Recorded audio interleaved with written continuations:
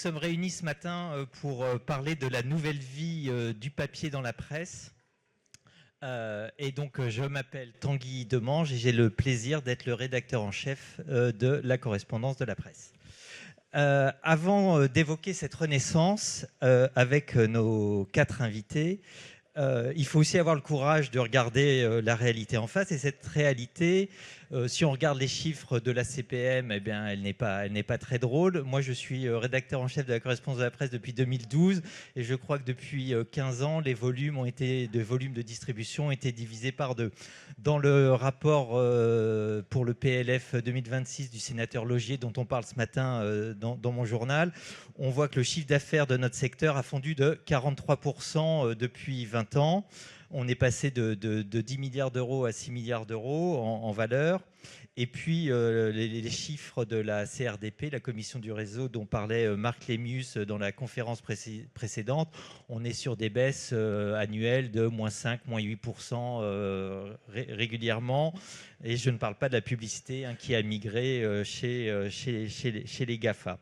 Alors, face à ce tableau, on pourrait être défaitiste et tenter de prononcer l'oraison funèbre du print. Pourtant, si on est là, c'est qu'on fait le pari inverse. Et dans un monde saturé d'écrans et drivé par les algorithmes, est-ce que le papier ne serait pas en train de revenir un élément différenciateur? Est-ce que la rareté ne crée pas la valeur? Pour en débattre, alors, Caroline Tortelier, merci d'être là. Vous êtes rédactrice en chef déléguée chargée de la communication externe du groupe Ouest France. Alors, je saute Hubert pour passer à Stéphane Aïtaillan, qui est directeur général de Reward Media, et Pierre-Marie Vidal, président d'Acteurs Publics. Alors, je n'oublie pas Hubert Pédurand, qui sera notre expert technique et digital. Technique et industrielle, de la transformation du papier, puisque pour ceux qui ne le savent pas, c'est lui qui a livré clé en main l'usine Digital Print du groupe Sogé-Média de Jean-Pierre de Keraoul. Et puis il est directeur de l'Union nationale des industries et de l'impression et de la communication, l'UNIC. Il viendra nous parler d'un programme national que vous lancez. Ma première question est pour vous, Stéphane Aïtaillan. Est-ce que vous partagez mon constat du déclinisme du print?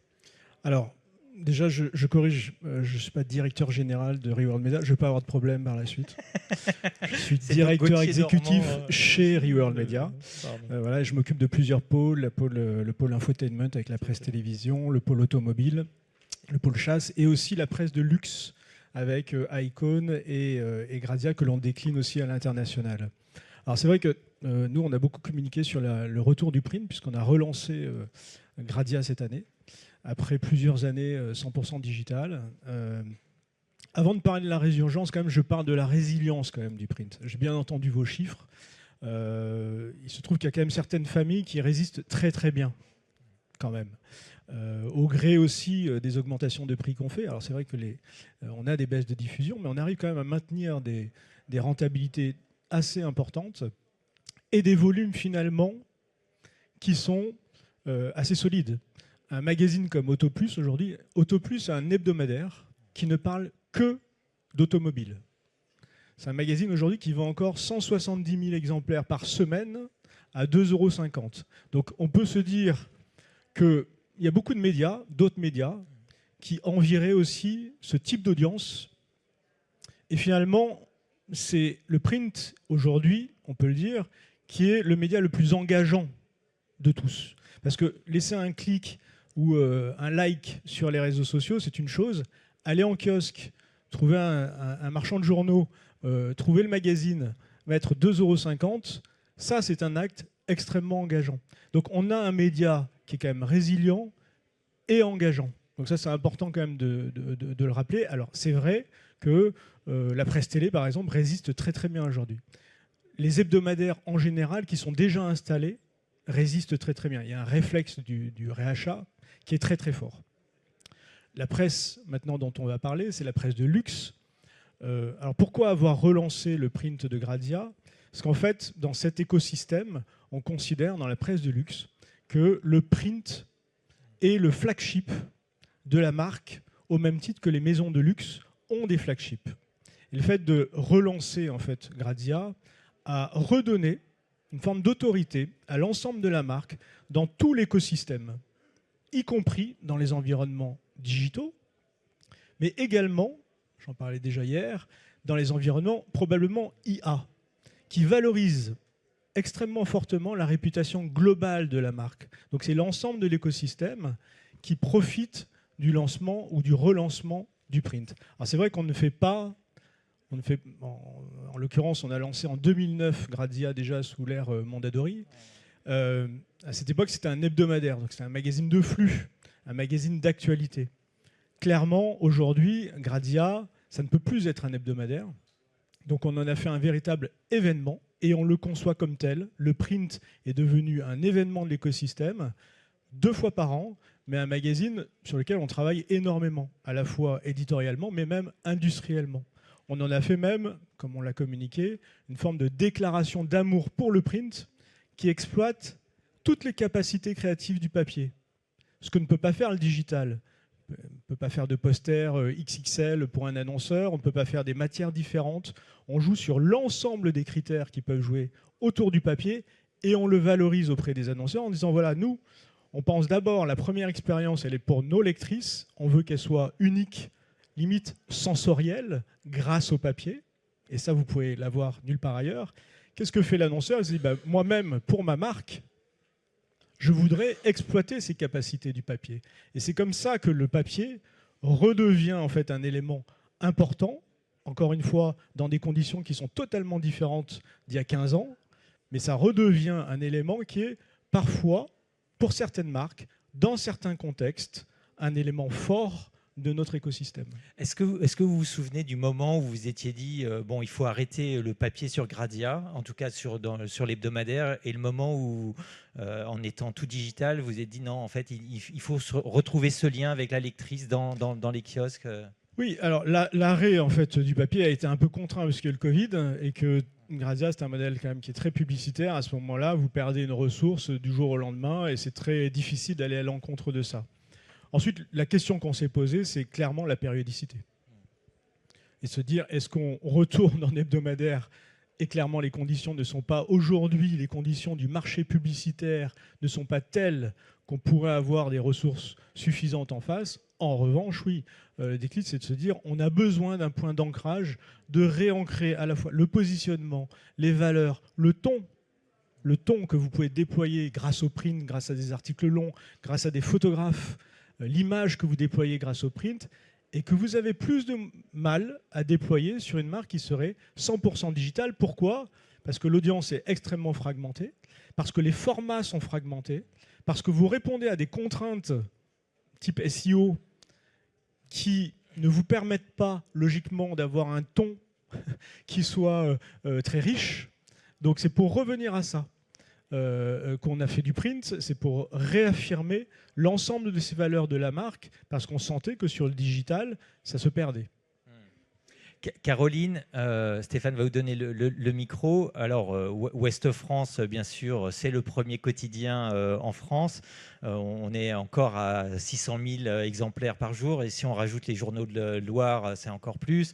Si on rajoute Breton Cuisine en presse magazine, je sais qu'il y a des Bretons dans la salle, ou si on rajoute Infomer, enfin voilà, le print, ça reste encore un pilier dans le groupe de Ouest France.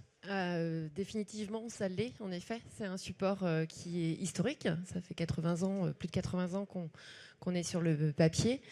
On s'est développé sur le numérique il y a quelques années. Et depuis quelques temps, on a une télévision. Mais l'idée, c'est d'être très fort sur tous nos supports. Et en premier lieu, le print.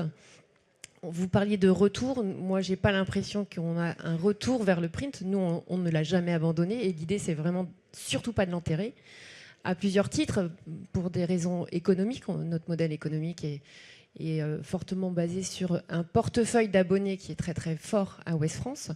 Régulièrement, nos abonnés reçoivent le journal dans leur boîte aux lettres avant 7h30 le matin. Donc, il y a une promesse commerciale qui est là, mais l'idée, elle est surtout de répondre à notre mission, une mission d'information au plus proche des gens et de s'adresser à tous, y compris ceux qui n'ont pas un usage numérique développé, y compris pour les gens qui sont dans ce qu'on appelle des déserts informationnels éventuellement. Donc voilà, et y compris aussi pour ceux qui se disent fatigués. On a longtemps parlé de fatigue informationnelle il y a quelques années, quelques mois. On croit que le print est là aussi pour répondre à cette fatigue, puisque le temps de la lecture du print est un temps plus calme, plus posé, qui permet la réflexion davantage qu'un fil numérique, un fil d'actu en continu. Et qui permet aussi de prendre rendez-vous avec ses lecteurs. On a instauré des rendez-vous. Le lundi, c'est le cahier des sports, par exemple. Le mercredi, vous avez un peu plus d'infos sur la culture, puisqu'il y a les sorties cinéma. Voilà, on croit fortement. Nous aussi, on a adressé notre amour au print à tel point que on a repensé la maquette. Je ne sais pas si j'ai des abonnés dans cette salle, mais c'est très récent. C'est très récent. C'était le 26 novembre. J'ai des exemplaires ici, mais je vais pas déployer ou déplier le journal. Mais on a réfléchi à soigner encore plus et encore mieux ce produit. Alors, on a fait une grande tournée depuis 2023 auprès d'abonnés, de lecteurs de Ouest France, de lecteurs d'autres journaux, pour les écouter, entendre la façon dont ils manipulaient le journal, leurs attentes aussi d'un point de vue éditorial. Ça a été un long chemin. On a aussi beaucoup questionné nos collaborateurs en interne. On a travaillé avec une directrice artistique et nous sommes arrivés au produit qu'on a aujourd'hui et pour lequel les lecteurs nous remercient d'avoir un bel écrin désormais. Alors vous avez aussi d'autres innovations puisque vous avez lancé Bon Week-end, enfin c'est encore en test. Je crois que c'est à Cherbourg, Dans le Morbihan. Dans le Morbihan, pardon. Ouais. Dans le Morbihan. Ça répond justement à ce besoin de rendez-vous dont je parlais. Alors on a le journal du lundi au samedi, on a la version dominicale avec le dimanche Ouest France qui est donc là pour le dimanche. Il nous a semblé, dans ce que remontait, parce que quand je vous parle des tables rondes depuis 2023, on avait voulu écouter aussi leurs besoins, leurs attentes d'un point de vue éditorial, lecture.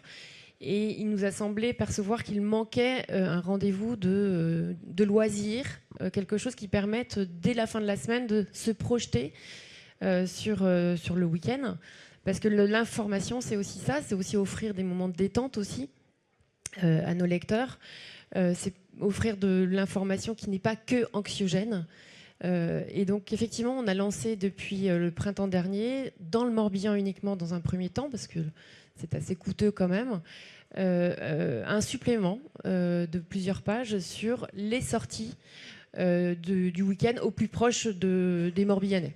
Voilà.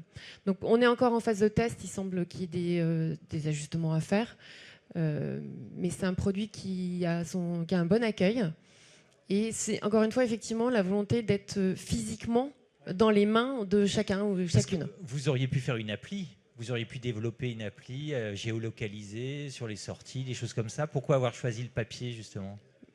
Parce que ce sont des investissements dans lesquels on croit. C'est important. En plus, typiquement sur un produit comme ça, vous l'avez entre les mains, vous le feuilletez, vous y revenez, il traîne à la maison, chacun peut piocher. Quand je disais tout à l'heure en préambule, l'idée c'est d'être au plus proche de chacun et chacune, mais c'est de l'enfant qui se dit tiens, qu'est-ce qu'on va faire en famille ce week-end, parce qu'il y a une page sortir en famille, je suis seule et comment je peux occuper mon week-end le samedi tout seul, quoi. Pierre-Marie Vidal, pour le groupe Acteurs Publics, le maintien du papier dans de la presse professionnelle qui a désormais des audiences numériques très importantes, c'est un choix pour le lecteur ou c'est un choix pour l'éditeur ? Non, ce qui compte, c'est le lecteur. L'éditeur doit s'adapter à ce que le lecteur souhaite. Alors, je précise donc, je parle au nom de cette presse professionnelle qui a ses contraintes qui sont un peu différentes de celles de la presse grand public, avec ses avantages et ses inconvénients. Et le but de la presse professionnelle, c'est d'accompagner les professionnels d'un secteur tout au long de leur journée de travail, en quelque sorte. Et comme dans la presse grand public, il y a des moments de lecture qu'il faut savoir occuper.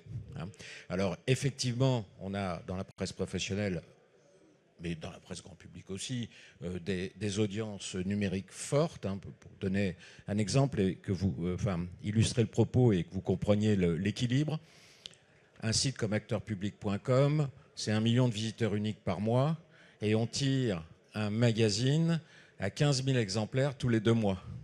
Donc vous voyez, on peut considérer qu'on est largement une publication numérique, mais on affirme et on réaffirme et on embarque, mais d'abord c'est notre ADN d'origine, le support papier qui est pratiquement perçu par, y compris nos lecteurs et déjà notre rédaction, comme le navire amiral, le flagship, l'étendard de la marque de presse Acteur Public.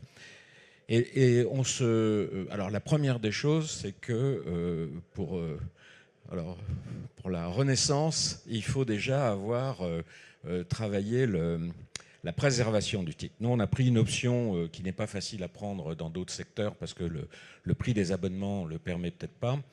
Nous, chez nous, un abonnement, c'est print, web, TV, services additionnels. C'est un bundle. C'est un bundle au même prix. De temps en temps, il y a des gens qui disent « Oui, mais moi, je le print, voilà. » On leur dit écoutez, on ne vous l'enverra pas, il n'y a pas de problème.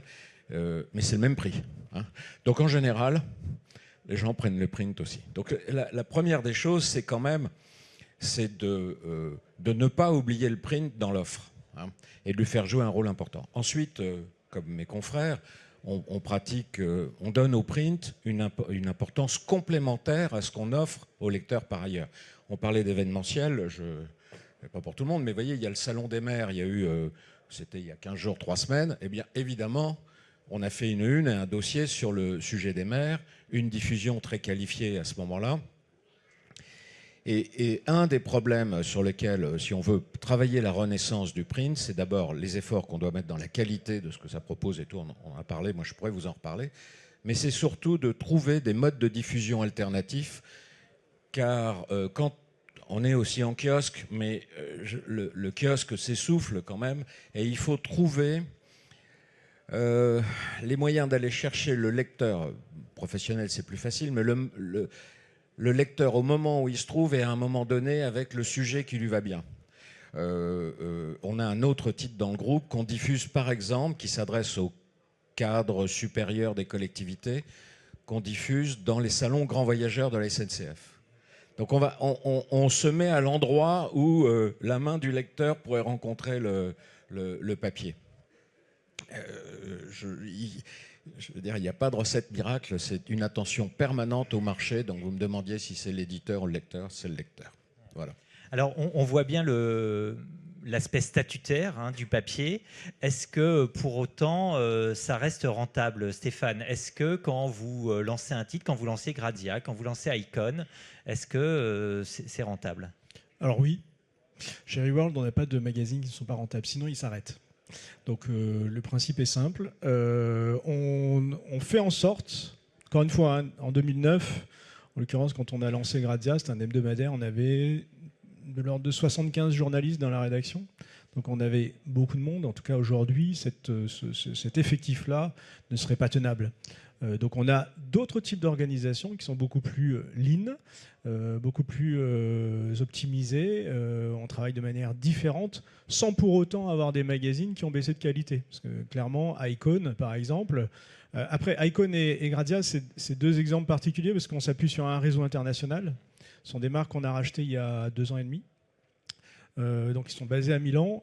Et on voit toute la force d'ailleurs de ça, de pouvoir produire des contenus en commun et que l'on puisse ensuite transférer d'un pays à un autre, ou en tout cas échanger, partager en fonction des besoins de chacune des marques. Donc c'est une façon aujourd'hui aussi de faire du print un peu différemment, sans pour autant avoir baissé de qualité. Au contraire, aujourd'hui on a plus de moyens qui sont en commun aujourd'hui, et en revanche un coût qui a été revu largement à la baisse. Ce qui nous permet aujourd'hui, oui, d'avoir des magazines qui sont rentables dès la première année d'exploitation. Alors, ce qui est intéressant, c'est que vous avez ce regard international. Est-ce qu'aux États-Unis, il y a aussi un renouveau du print, vous voyez alors, et si oui, sur quel type de produit? Pour tout vous dire, l'idée de print is back, comme ils disent là-bas, c'est venu de là-bas en fait. Parce que quand on a racheté donc, il y a 2 ans les activités, on avait un licencié en fait qui était américain, qui était là-bas, basé à New York. On a souhaité en changer parce qu'on n'était pas content du niveau de qualité des produits qu'il avait. Alors il n'y avait que le Gradia US. Et on a décidé de créer notre propre société là-bas. Donc on a créé une filiale Reworld Media US pour être en maîtrise de ça. Et on s'est rendu compte, en regardant le marché, si vous allez à New York dans des kiosques new-yorkais, c'est très intéressant parce que vous avez peut-être une topographie qui sera peut-être la future dans quelques années en France. Vous avez des très, très, très beaux magazines. C'est extraordinaire. La qualité des magazines américains aujourd'hui est extraordinaire. Vous avez clairement 2 marchés qui se sont scindés. Hein. Vous avez encore People Magazine quand même dans un coin, mais qui n'est pas dans des volumes. Ils ont aussi beaucoup d'abonnés. Hein. C'est un marché aussi d'abonnement. Mais vous avez quand même ce prisme d'une presse populaire qui reste très populaire avec des diffusions qui restent relativement importantes quand même, qui permettent à des groupes comme Meredith et autres de continuer à trouver une certaine rentabilité. Et des prix populaires aussi. Et des prix. Alors, les prix américains sont bien plus élevés que les nôtres. Bien plus élevés. Ils ont eu un gap il y a une dizaine d'années où ils ont triplé quasiment leurs tarifs. Hein. Donc eux, ils n'ont pas hésité, ils y sont allés, y compris sur la presse populaire. Et de l'autre, côté du prisme, vous avez ces très beaux magazines, W, V, Interview, voilà. Là aussi, avec des grands formats, on s'est beaucoup inspiré de ce qu'ils ont fait. Et effectivement, aux États-Unis, en fait, il y a encore une vraie vie pour ces supports-là. Et nous, on s'est plutôt inspiré d'ailleurs de ce qui se faisait là-bas pour lancer à la fois, relancer Gradia et lancer le Icon français. Et dans l'ordre, en fait, on est basé en Italie. Et dans l'histoire, en fait, c'est qu'on lance en France pour ensuite se déployer aux US et comme ça construire un réseau qui est cohérent et qu'on maîtrise. Voilà. Et les contenus, il y a un directeur de rédaction qui est mondial. Ensuite, vous allez avoir un rédacteur en chef qui est local, donc américain, et un directeur artistique qui est local également. Et c'est comme ça qu'on met en place une forme de gouvernance éditoriale qui nous permet de maîtriser notre marque au niveau du réseau.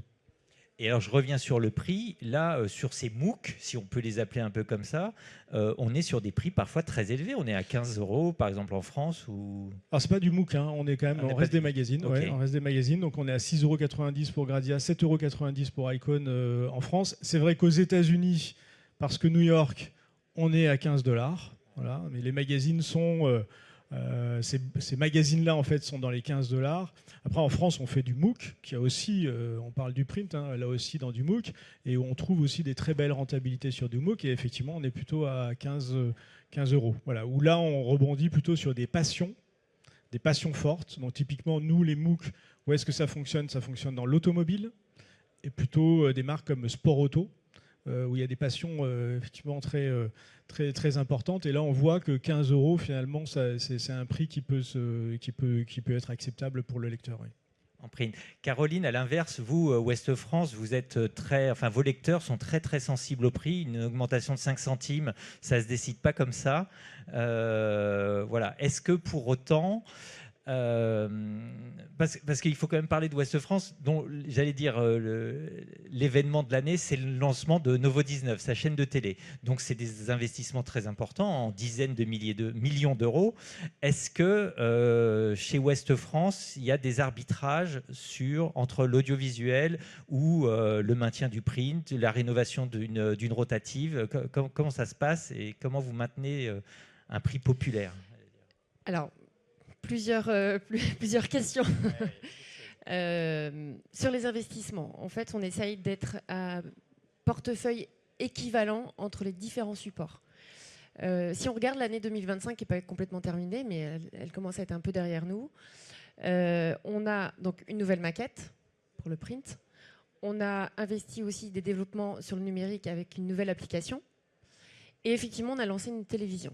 Donc j'ai envie de vous dire, là, on est sur les 3 supports, on a répondu à nos 3 supports cette année 2025. Toutes les années ne seront pas comme celle-ci. Mais pour illustrer que chaque support est précieux. Sur le prix, effectivement, nous, on est à 1,45 € en semaine. En semaine, le journal, il est un peu plus cher le vendredi, puisqu'on a un magazine qui l'accompagne. C'est toujours un crève-cœur quand il s'agit d'augmenter même de 0,5 centimes, parce qu'on sait que c'est forcément excluant. C'est un coût, un abonnement. Et il y a un enjeu démocratique auquel il faut qu'on réponde. Donc on aimerait ne pas l'augmenter. Il a fallu qu'on l'augmente, c'est arrivé, parce qu'il faut faire face à une réalité économique qui est quand même complexe, difficile pour la presse. Et donc voilà, c'est un espèce d'équilibre entre l'effort qu'on va demander à nos lecteurs et ce qu'on est capable, nous, d'encaisser en quelque sorte. Est-ce que pour maintenir, vous parliez des suppléments du vendredi, vous avez lancé avec d'autres titres de PQR un magazine sur le foot, vous l'avez lancé en papier, c'est 8,90 €. Il y a Diverto qui existe. Voilà. Est-ce qu'il faut augmenter le nombre des innovations éditoriales pour justement... Alors sur les hors-séries, les magazines, on a une stratégie un petit peu différente depuis quelque temps. On avait l'habitude de sortir des hors-séries liés à des actualités un peu fortes. Alors on en a sorti un qui est lié au décès du pape François, par exemple. Vous voyez ce genre d'actualité pour lequel on sort un supplément ou un hors-série. On le fait un peu moins parce qu'on sait que la vente en magazine, c'est forcément lié à de la vente en magazine, ces hors-séries-là. Ils n'accompagnent pas l'abonnement papier. Donc on le fait un peu moins parce que les ventes en magasin, je veux dire, pas en magazine, en magasin, sont en baisse. Donc on le fait de manière plus parcimonieuse. On l'a fait donc pour le pape. On ne le fera pas systématiquement. Ce qui fait qu'on a souhaité effectivement des collaborations à la fois économiques et éditoriales avec d'autres camarades de la PQR. Alors, on l'a fait par exemple pour Astérix. Au moment où Astérix sort son nouvel album, on sort nous un hors-série qui s'appelle Astérix et la mer, où on retrace le rapport d'Astérix avec la mer étant un sujet à Ouest France qu'on chérit, ses voyages et tout ça. Et donc ça, on l'a fait en collaboration avec d'autres journaux. Sud-Ouest, par exemple, l'a distribué aussi pour nous, et La Voix du Nord également. Et dernièrement, en effet, on a sorti Foot toujours. Là, c'est un magazine, ou un hors-série qui replonge le lecteur dans l'histoire du football. Dominique Rocheteau. Par exemple. On l'a sorti à 65 000 exemplaires, ce qui est pas rien. Et effectivement, il y a Centre France qui l'a porté, on va dire, mais on a tous collaboré. Donc, il y a Centre France, Ouest France, Sud-Ouest et Bras et La Voix du Nord qui le distribue. Donc l'idée, c'est ça aussi, de se dire, à plusieurs, faisons-le. Alors intellectuellement, c'est hyper riche, puisque éditorialement, ça nourrit pas mal. Et on partage les coûts et les frais. Est-ce que vous envisagez quand même, comme j'allais dire, l'ont fait peut-être plus que vous, la presse quotidienne nationale, enfin ou parisienne, une accélération de la baisse du papier? Est-ce que vous pourriez envisager un jour, comme certains titres, alors je crois qu'il y en a, enfin la Tribune l'avait fait, mais de passer en 100% numérique? Alors on en est peut-être très loin, mais il faut savoir anticiper. Alors aujourd'hui, non. Si mon président du directoire était là, il vous dirait combien il aime le papier. Et d'ailleurs, au moment où on a sorti la maquette, il a fait un joli éditorial dans lequel il raconte ce besoin de toucher le journal, de prendre du temps pour le lire. Donc vraiment, on aime le papier. Et puis, alors j'en ai pas parlé, mais on a fait des investissements qui sont assez significatifs dans les rotatives aussi. Donc c'est pas pour demain les fermer. Hein. Donc non, l'idée c'est vraiment, quand je disais tout à l'heure, nous avons 3 supports, on y tient, on les aime et on les chérit tout autant. Comme on aurait 3 enfants, vous les aimez tout autant. Pierre-Marie, le maintien du papier ou d'avoir ce beau magazine que vous nous avez montré, est-ce qu'il s'adresse aussi aux annonceurs? Est-ce que ça permet de faire rentrer des revenus publicitaires qu'on n'arrive pas à avoir sur le digital encore? Alors, on a beau aimer le papier, parce que finalement, on aime tous le papier, il y a quand même une réalité économique dans les entreprises on dit bien entreprises de presse, hein, quand même. Voilà. Donc, il y a une réalité économique qui s'impose à tout le monde. Il faut que le papier joue à la fois son rôle auprès du lecteur, hein, mais il faut aussi qu'il trouve ses équilibres économiques dans le dispositif global. Donc, dans la presse professionnelle, il existe encore des familles d'annonceurs qui statutairement sont très attachés au papier. C'est une chance et le papier peut en vivre, voilà, à condition, encore une fois, de revenir à des modes de diffusion malins, efficaces, c'est-à-dire qu'il faut, encore une fois, aller chercher, il faut être très fort en ciblage et en qualification, hein, de la diffusion. Alors évidemment, comme d'autres dans notre secteur, le papier est clairement en concurrence avec le numérique pour un certain moment de lecture. Donc il faut que le papier se fasse valoir et soit assez démonstratif. Donc on investit dans d'autres formes de journalisme, plus de data journalisme. Nous, on n'a pas la chance de pouvoir faire un bundle avec Astérix, parce que dans les cabinets ministériels, le ton n'est pas exactement celui-là. Mais on a quand même aussi de belles histoires. Le service public peut être mis en scène, ça a beaucoup de sens, ça a de la valeur, et si on fait un effort, on peut rendre ça très vivant. Et puis, on a, nous, une autre recette, vous savez, c'est la fameuse maxime « gouverner, c'est prévoir ». On le voit tous les jours.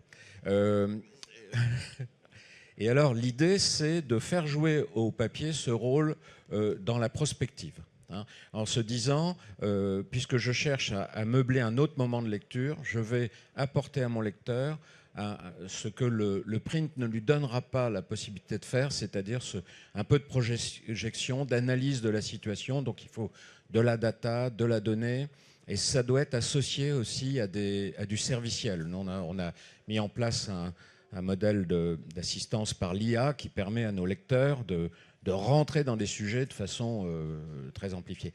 Et puis, dernière chose, on parle de la renaissance du papier, mais il n'y aura pas de renaissance du papier seul. En fait, il faut hybrider en permanence, il faut penser en permanence aux allers-retours entre le numérique et le papier, et se mettre à la place du lecteur. C'était Autoplus, c'était le conducteur, hein, la place du conducteur. Et donc, il faut se servir du papier pour renvoyer vers le numérique, QR code, liens, enfin bon, les liens ne marchent pas bien, mais QR code, etc. Et il faut aussi que le numérique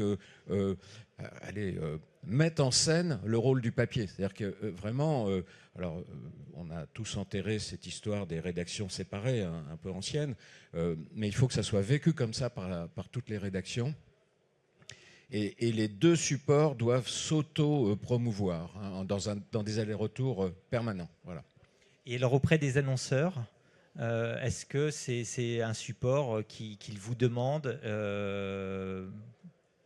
différemment que le papier, que le numérique, j'allais dire? Est-ce que vous avez des annonceurs différents en print et en numérique? Le numérique est parfait pour faire de la création de trafic, annoncer des événements, faire des choses qui sont plutôt dans l'immédiateté. Et avec des ciblages, là pour le coup, le numérique permet des ciblages extrêmement fins. On peut faire du push, enfin je ne vous fais pas de... Voilà. On va être, pour les annonceurs, dans une démarche un peu plus institutionnelle, plus longue dans le temps aussi, parce que le papier peut durer un peu plus longtemps. Puis quand c'est un beau papier, les gens gardent les revues. Hein, donc c'est aussi un autre moment pour l'annonceur. Hein. On a la chance... on a la chance d'avoir les hauts fonctionnaires sont des gens qui réfléchissent beaucoup, mais ils lisent aussi beaucoup. Ils ont un très bon niveau de formation et ils lisent beaucoup. Donc les annonceurs le savent, ça. Hein. Et quand on donne de beaux papiers sur le temps long, en environnement éditorial, les annonceurs aiment s'associer à ça. Stéphane, alors je pense que pour le luxe, j'imagine aussi les annonceurs, c'est un support qu'ils privilégient. Mais j'ai une autre question. Alors moi, je me souviens, certes, Autoplus, le premier journal qui se met à la place du conducteur, mais moi, c'était Télépoche dans la poche près du cœur. Je pense que c'est plus du aussi tout... une de nos magnifiques publications. Voilà. Est-ce que c'est un marché qui se concentre? On voit qu'il y a des titres qui sont très bien vendus, Gala, Paris Match.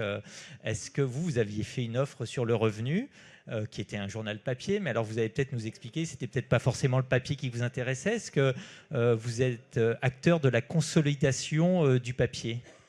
De fait, historiquement, Reworld est effectivement un acteur de consolidation sur le marché, puisque c'est un groupe qui s'est construit par acquisition. Après, oui, on reste ouvert à des opportunités. Bon, en l'occurrence, Le Revenu, les conditions n'étaient pas réunies pour qu'on puisse faire une offre à la fin. Mais voilà, la gestion d'argent personnel, c'était quelque chose qui pouvait nous intéresser comme vertical, que l'on pouvait travailler, avec un déploiement digital probablement intéressant, parce qu'on reste quand même un groupe qui est extrêmement digitalisé. Je parle du print, mais clairement, dans notre ADN, on est quand même très digitalisé. Aujourd'hui, on est l'un des premiers groupes sur la question du GIO, sur tous les LLM. Aujourd'hui, on est en train de travailler également avec tous nos contenus aujourd'hui. Voilà, l'ensemble de nos marques participent à tout ça. Donc, il y aura toujours des opportunités, mais comme vous venez de le dire, on les considère comme c'est des plateformes. Moi, le print, si on doit parler aussi d'un autre intérêt, c'est qu'on revient dans l'élément physique. Quand on est 100% digital, voilà, c'est plus compliqué. Quand on a un élément physique comme le print, ça nous permet aussi de manière plus naturelle d'aller faire de l'événementiel, par exemple. Par exemple, on travaille avec le groupe LVMH. On a fait une opération, donc, qui est notre numéro de septembre sur Grazia, où on a fait... on a utilisé le papier, justement. Je parlais de posters XXL. On a participé au lancement de Miss Dior et autres. Et derrière, ça nous a donné l'opportunité d'aller faire des choses à la Samaritaine. Donc on parle des annonceurs et on parle d'un groupe qui contribue aussi de manière globale à notre plateforme de marque qui va du print, bien sûr des déclinaisons digitales, bien sûr du social, mais qui va aussi dans l'élément physique, le monde physique et l'événementiel. Et tout ça revient ensuite dans la sphère sociale, notamment, parce que ça c'est relayé ensuite sur nos médias à nouveau, donc c'est une boucle que l'on crée. Et j'en reviens au fameux LLM, qui aujourd'hui se nourrissent principalement des citations qui sont faites sur les marques référentes, dans les marques référentes. Donc les annonceurs demain vont être à nouveau intéressés par le fait que les marques référentes, comme Grazia, Icon, les réfèrent dans leurs contenus qui sont ensuite reprises dans les réponses qui sont faites aux requêtes via ChatGPT et autres Gemini. Donc là aussi, ça donne du sens même. Là, on parle du passé, on parle beaucoup du passé, de ce qu'on peut faire, et on a une forme on subit un petit peu la situation. Mais en fait, ce qui se passe là aujourd'hui avec l'IA, contrairement à ce qu'on peut penser, et c'est très paradoxal, peut être aussi une chance pour l'ensemble de nos contenus, parce que c'est ça qui va compter demain. Ce sont des contenus référents, légitimes, où l'IA se dit, oui, je suis là sur une marque qui fait ça depuis des années, et qui est totalement crédible pour mes réponses. Donc plus on va référencer les marques de nos annonceurs dans nos contenus, plus elles-mêmes vont remonter dans les requêtes demain du GIO. Le fameux GIO qui remplace le SEO de plus en plus. Exactement. Caroline, pour maintenir le papier, est-ce qu'il y a encore quand même des freins ? Est-ce qu'il y a l'accessibilité, la distribution, l'impression? On va en parler avec Hubert dans quelques instants. Voilà. Est-ce que vous voyez des freins dans les 5-10 années à venir qu'il faudrait lever? Là, comme ça, j'en vois un qui va être difficile à lever, c'est le vieillissement de nos lecteurs. Idéalement, il faudrait aller attraper des jeunes pour qu'ils manipulent eux aussi, mais les usages changent, donc compliqué de forcer ou de tordre les usages.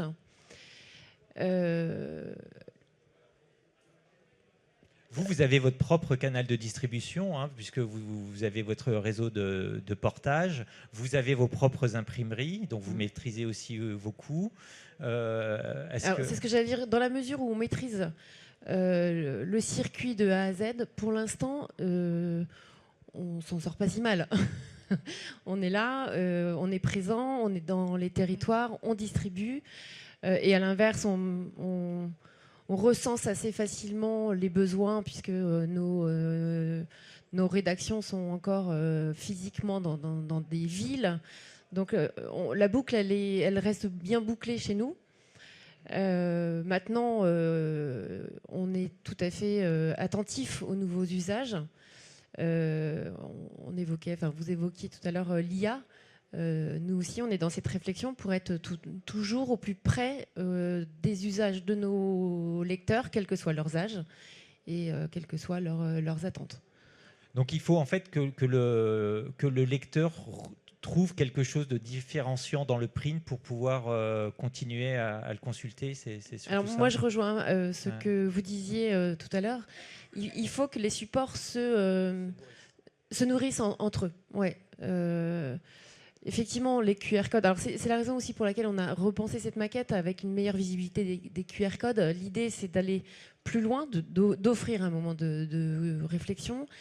Mais pour autant, le numérique quand même apporte des formats intéressants, de la vidéo, du son, ce qu'on ne trouve pas encore dans le papier.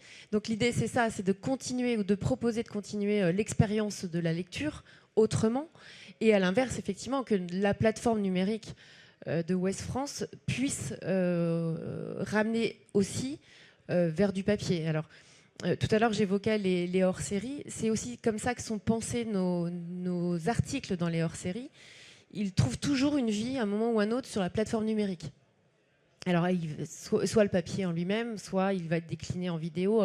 Mais vraiment, l'idée, c'est ça, d'avoir un espèce de circuit fermé où chaque support se parle et nourrit l'autre. Ce matin, on a une longue interview dans la correspondance de la publicité sur l'humanité et il développe une chaîne Twitch. Et ce qui était intéressant, c'est de dire il a fallu repenser le print et donc on est revenu à des formats longs de 25 000 signes, par exemple, qu'on ne faisait pas du tout avant que le digital se développe. Ça, moi, je l'ai bien vécu au sein de la rédaction de Ouest France. Quand je suis arrivée à Ouest France il y a une vingtaine d'années, je suis arrivée comme journaliste web. Donc c'était les balbutiements un peu de ces sites. Et il y avait à Ouest France la volonté de ne pas faire deux rédactions différentes. Pour autant, on avait des compétences, nous les journalistes web, que n'avaient pas les journalistes papier. Et chaque support vivait un peu de son côté en offrant de l'actualité un peu ce que j'appelle moi le fil de l'eau. Parce que le lecteur, il n'était pas forcément au courant, il y a 20 ans de ça, de ce qui s'était passé la veille. Effectivement, il n'y avait pas les smartphones et compagnie. Et petit à petit, on a bien compris que les attentes étaient différentes. Et c'est comme ça qu'on a effectivement ouvert des pages dans notre journal où effectivement le sujet va être étiré. On fait davantage de dossiers. On offre de ce que je disais, de la réflexion, du temps long. Et la raison pour laquelle on a fait cette maquette, c'est pour que ça soit encore plus visible. Mais effectivement, les temporalités sont tellement différentes qu'il faut que l'offre éditoriale soit différente aussi. Pierre-Marie, sur les freins, peut-être la distribution.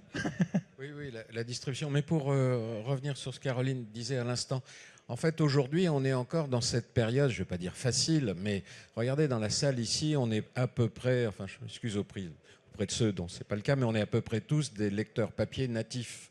On a tous commencé à lire du papier et puis on a tous progressivement lu beaucoup de choses en ligne. C'est peut-être pas le cas du jeune homme qui est là-bas. Et le vrai challenge, c'est quand lui sera le cœur de cible en tant qu'annonceur ou lecteur capable de prendre un abonnement ou de tendre la main vers nos publications dans un kiosque. Donc là, on est encore, je ne dis pas que c'est facile, hein, mais on est encore dans cette période un peu, pour la métaphore marine, un peu avant la tempête. Hein. Et alors, c'est à ça qu'il faut se préparer. Hein. Et c'est à ça qu'il faut préparer nos publications. C'est très, très important de s'obliger à faire de l'écoute vers le lectorat de demain. Alors sur la diffusion, je redis ce que je dis là, c'est qu'il n'y a pas un mode de diffusion, il y a autant de modes de diffusion qu'il peut y avoir d'occasion de mettre en scène nos contenus. Il y a aujourd'hui des prestataires dans ce domaine-là assez agiles qui peuvent soit coller à un événement, soit créer un événement. En fait, l'idée, comme on a une attention du lecteur très dispersée, hein, voilà, pour rester positif, il faut être un peu partout au moment où il se disperse pour le ramener vers le titre. Et vous disiez tout à l'heure, vous parliez de la marque média. En fait, ce qu'on a tous compris, c'est que nos titres sont des marques, hein, et qu'il faut les décliner le plus souvent possible et sous le plus grand nombre de supports possible. Et il est, de ce fait-là, absolument impossible de ne pas le faire sur du print. Ça reste une valeur, y compris pour ce jeune homme qui ne lira pas forcément le magazine, mais il y a quelque chose qui institutionnellement rassure le lecteur, hein. Et d'ailleurs on voit des titres qui ont pas mal réussi sur le numérique, justement, peut-être dans ce souci de notoriété ou de respectabilité, se forcent ou le font par envie ou par intérêt à relancer leur marque média sous forme print aussi. Voilà. Mais enfin, quand on voit ce que fait Bayard sur la presse adolescente, hein, juste pour les citer, ouais, on voit bien qu'on maintient un lien avec des jeunes générations quand même. On parlait ce matin de Petit Ours Brun. Je pense qu'on a tous eu Petit Ours Brun en papier et ça continuera encore quelques années. Moi, je reste plein d'espoir, hein. Il n'y a pas de raison. Mais ça ne se fera pas tout seul. Ce sont les éditeurs qui doivent vraiment penser la chose, être en situation d'écoute permanente, de test. Il faut toujours essayer. Voilà. Stéphane, vous voyez des freins à la poursuite ou au maintien du papier pour les années à venir ? Je rebondis juste. Effectivement, il y a des audiences qui sont quand même extrêmement captives encore aujourd'hui, hein. Effectivement, je pense que les enfants, et d'ailleurs on le voit, hein, chez nos concurrents, notamment Prisma, ils font pas mal de lancements, et je le comprends parce que c'est une audience qui est aujourd'hui, s'ils interdisent les réseaux sociaux avant 15 ans, a priori on va peut-être récupérer du monde. Donc c'est peut-être une opportunité pour nous, mais les plus jeunes aujourd'hui, quand les parents ne veulent pas leur laisser l'iPad entre les mains, c'est effectivement le support papier reste le plus adapté pour développer du savoir, développer du divertissement et autres. Une autre type de presse, où là aussi c'est captif, c'est la presse de jeu. Nous on a de la presse de jeu. Pour faire des mots croisés, pour faire des mots fléchés, c'est difficile. En fait, ces audiences-là vont pas forcément sur des écrans. En tout cas, les nôtres, nos magazines se portent très très bien. Marc Lémius de la CRDP disait ce matin que c'était devenu les ludiques la 4e famille de presse. Ça a progressé. Oui. Non, mais complètement. Il y a des audiences qui sont totalement captives. Il y en a d'autres. C'est vrai que peut-être que la presse médiane, on va dire, entre les très très grands hebdomadaires et des magazines plus de niche et portés sur des modèles plus publicitaires, effectivement, c'est celle qui va souffrir le plus. En un mot, les freins, s'il y en a, ou sinon on passe à Hubert qui va nous annoncer quelque chose de bien, en tout cas sur l'impression. Non, allez-y, oui. Les freins sur... Si vous voyez des freins au maintien du papier, alors on avait parlé... Mais c'est comme... Enfin, clairement... On avait parlé de concurrence déloyale. Non, mais on parle d'arrêt de magazines, mais sur tous les marchés, en fait, il y a des arrêts de produits. Enfin, c'est l'ordre naturel des choses. Les cycles, ils sont plus ou moins courts. Il y a des magazines qui existent depuis... Nous, on édite la Veillée des chaumières. Les Veillées des chaumières. 130 ans. 130 ans. Il y a beaucoup de produits qui n'ont pas passé ces âges-là aujourd'hui. Donc il peut y avoir, et c'est pas grave, il peut y avoir des arrêts de magazine, il peut y avoir des arrêts de magazine au bout de 10 ans, il peut y avoir des arrêts de magazine au bout de 2 ans, 3 ans, parce que finalement l'audience n'était pas si solide que celle-là, ou le marché publicitaire s'effondre et il y a un déplacement. C'est vrai que le risque aujourd'hui, c'est que l'environnement est extrêmement erratique. Ça peut partir, il y a un nouveau média qui peut se lancer, il y a une concurrence qui est très accrue. Mais arrêter des magazines aujourd'hui, c'est encore une fois dans l'ordre des choses. Et par ailleurs, il y a eu beaucoup de lancements aussi ces dernières années, hein. Il y a beaucoup de lancements, donc il y a une régénération du portefeuille. Encore une fois, ce ne sont pas les magazines qu'on lancés il y a 15 ans, 20 ans, c'est des organisations qui sont totalement différentes, mais voilà, ça continue de vivre. On parle de disruption, nous on a eu notre disruption massive avec l'arrivée du digital, d'Internet, on n'est pas les seuls à être disruptés non plus. Hein. Aujourd'hui, il y a l'Internet qui a été disrupté aussi par le social. Et maintenant, le social et l'Internet sont disruptés par les LLM. Donc, chacun sa disruption. Alors nous, on les vit toutes, parce qu'on est présent partout. On est présent sur tous les supports. Donc forcément, on les vit les unes après les autres et on essaye de s'adapter le mieux possible.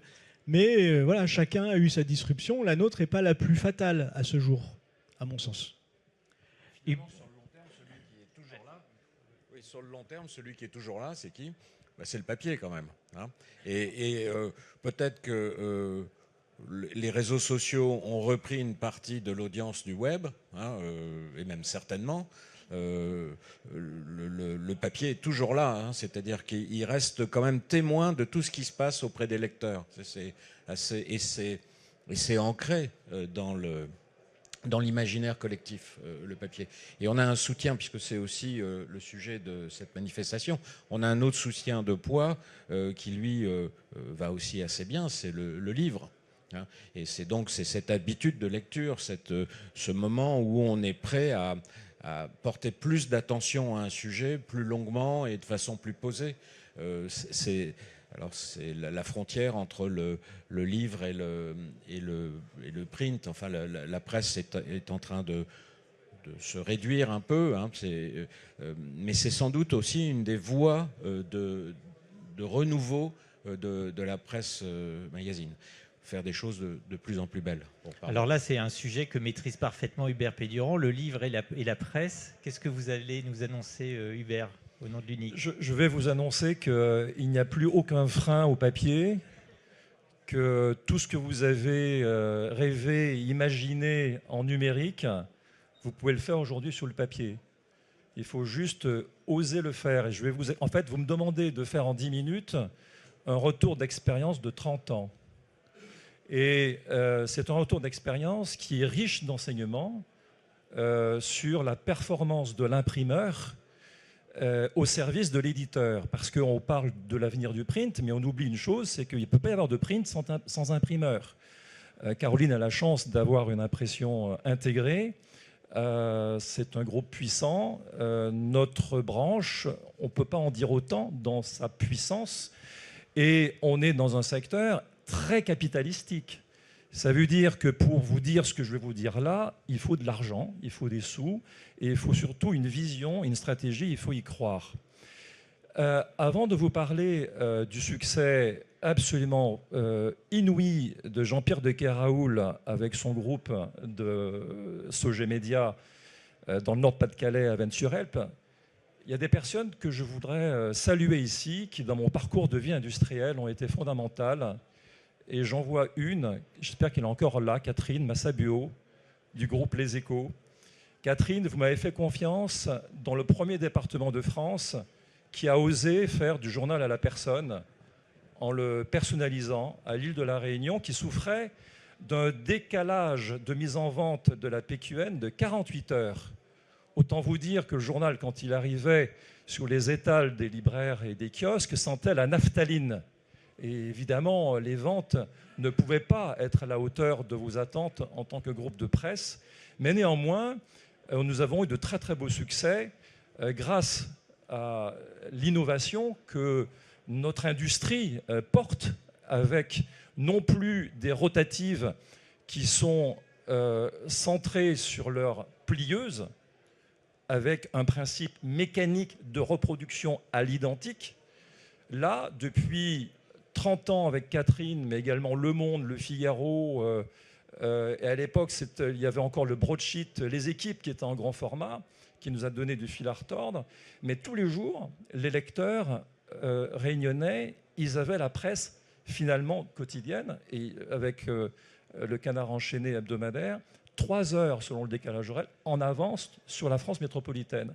C'est pour vous dire qu'il y a 30 ans, nous avions déjà des perspectives avec Pascal Bovero de l'UNIC, qui soutient ma vision stratégique d'un décloisonnement de la presse au niveau local. Donc, et c'est ce que je vais vous expliquer aujourd'hui. Si je prends... alors, je salue Fraternité Matin, qui me filme. Bonjour aux amis d'Abidjan. Nous avons fait les 400 coups également ensemble. et je suis tout à fait prêt à revenir vous voir pour vous expliquer ce qu'il faut faire pour Fraternité Matin, et notamment à votre imprimerie, la SNEPSI, qui a besoin de se moderniser. Et je suis à 100% à vos côtés. Amitié à tout le monde. Je voudrais vous expliquer ce que Jean-Pierre de Keroul m'a dévoilé hier soir en préparation de cet entretien avec vous, vous tous. Il y a 10 ans, presque jour pour jour, puisque l'inauguration de Digitaprint s'est faite le 4 décembre 2015 à Avesnes-sur-Helpe. Je ne savais même pas où c'était, Avesnes-sur-Helpe. Et en fait, Avesnes-sur-Helpe, c'est le cœur du réacteur de l'éditeur Sogemedia, qui, à l'époque, avait 15 titres, 33 éditions différentes, et s'arrachait les cheveux avec sa rotative Solna à changer de plaque, à décalage infini, et puis une arrivée sur le marché qui n'était pas toujours à l'heure. Et en fait, Sogemedia m'a donné une feuille de route il y a 10 ans que j'ai osé relever, fort de l'expérience que j'avais à l'île de la Réunion, qui était de faire un journal, non plus pour tous, mais un journal pour chacun. Et là, ça change tout.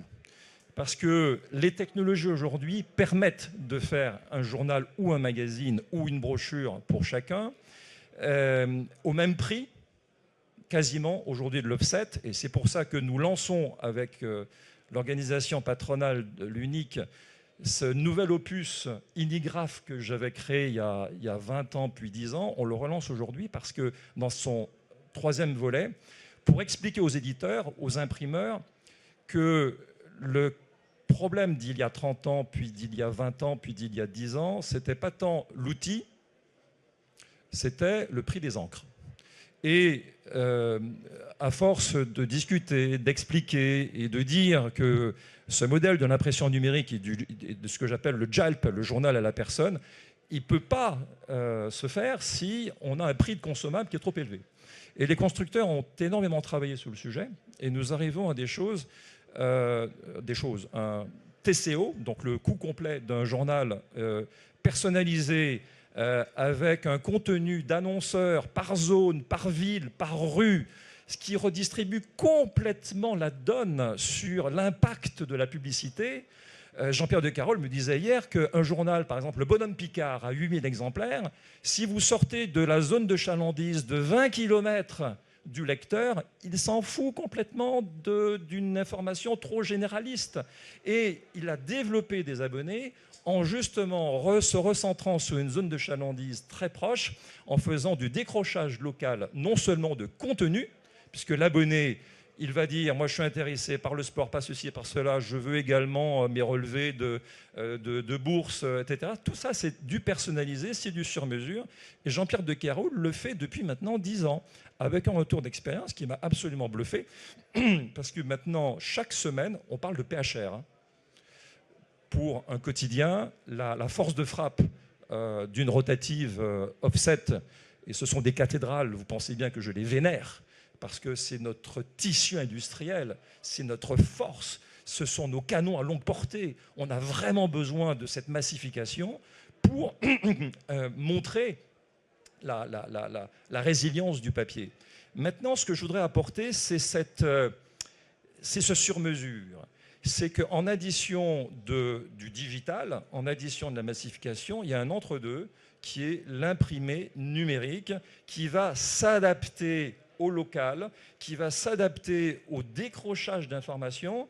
Et Jean-Pierre me disait hier soir, tu sais Hubert, j'ai eu beaucoup de mal avec les commerciaux pour qu'ils comprennent qu'un quart de page à 600 €, il fallait en faire 300 €, pardon, 5 quarts de page à 60 € au niveau local. C'est-à-dire que le restaurateur, le coiffeur, la petite boutique de quartier, elle n'a pas forcément 300 €, a fortiori beaucoup moins si c'est plus cher. Mais dès qu'on rentre dans le pointillisme industriel, chirurgical de ce que peut faire le papier intelligent en décrochage local, ben figurez-vous que la boutique du coin va prendre le quart de page à 60 € et va accepter même l'augure de répéter ça 5 fois pendant une période, de façon à ce que son rayonnement se fasse de façon locale et de façon totalement pertinente. Donc c'est un véritable succès. Et la rotative, qui est en l'occurrence, je leur rends hommage, c'est une entreprise pilier de notre industrie. Je la vénère également par toutes les innovations et les brevets qui ont été portés par la maison Kodak. Donc c'est une Prosper 6000C, celle à laquelle je pensais pour Fraternité Matin il y a une dizaine d'années. Et cette Prosper 6000C est arrivée aujourd'hui à 10 ans de bons et loyaux services. Et Jean-Pierre de Carol me disait hier, le modèle génial est tellement extraordinaire. Merci de nous avoir montré le chemin. Et aujourd'hui, il est prêt à monter en plus en gamme sur une rotative plus forte, plus puissante, avec une capacité en lèse et en vitesse importante. Parce qu'aujourd'hui, la Prosper, c'est de mémoire 28 pouces de lèse, 26 pouces de lèse. Donc on est sur une lèse relativement étroite, mais la machine, c'était vraiment un avion de chasse. Il fait quand même 272 500 exemplaires par semaine. Il commence le mardi soir sa fenêtre de tir jusqu'au jeudi soir.